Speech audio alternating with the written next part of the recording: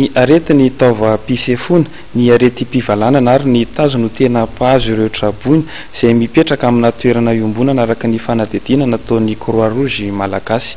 Efa nalefany amin'ny clusté misahana ny fahasalamana ny antontanisa izay andray an-tanana mikasika azy ireo.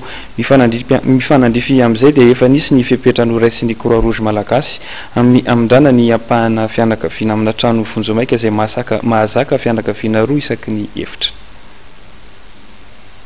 Miisa roa sy dimanjato sy 5,000 ireo fianakaviana trabona eto Antananarivo renivohitra sy manodidina azy ka ny 5,200 sy 500 ireo no voan'ny arety ny taova pisefona, 4,700 sy 700 ny voan'ny arety mpivalanana ary 10,000 sy 700 kosa no fianakaviana voan'ny tazo. Araka ny fanadihadiana nataon'ireo mpilatsaka tsy trabony Croix Rouge malagasy teny anivony ireo fianakaviana trabona ary monina n'ireo toerana fialofana iombonana andraisana azy ireo. Ankoatra ny fandraisana tany vonjomaika ireo trabona taoriana ny fandalovana ireo Rivodozatsedra dia nanatanteraka fanisana araka ny sokajiny olona ny Croix Rouge malagasy ahafahana mamaritra ny filana azy ireo.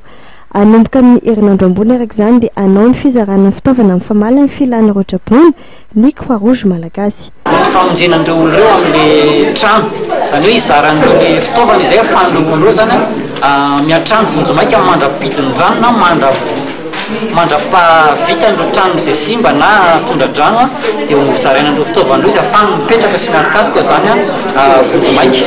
Ankoatran'izay ny ataontsika hoe ny resaka rano fisotro madio satria rehefa tondra-drano misongo zany dia maro ny vovo simba na tondraka dia mitondra fitaovana ihany koa ny Croix Rouge malagasy zany hoentina zany manolotra rano fisotro madio an'ireo olon'ireo mandritra ny fotoana maromaro mandapiveriny ny ataontsika hoe efa fiverenan'ny toerana zany ahafahany maka rano madio indray.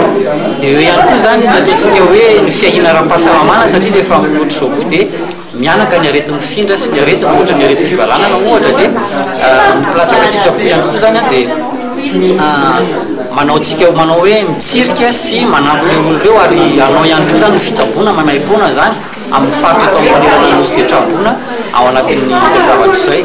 Dia ankoatran'izay zany ny ataontsika hoe voalohany indrindra amin'ny fanentanana ara-pahasalamana amin'ny fanentanana mba tsy hisiany arety mifindra izay atao amin'ny mpilatsaka tsitrapo ny Croix Rouge malagasy ireo ary fizarana fitaovana mba entina nolona indray zany ireo fitaovana simba na very isa-tokantrano. Ho fisorohana ny fiparitahan'ny aretina dia nametraka trano vonjomaika mahazaka fianakaviana roa isaky ny lay ny Croix Rouge malagasy.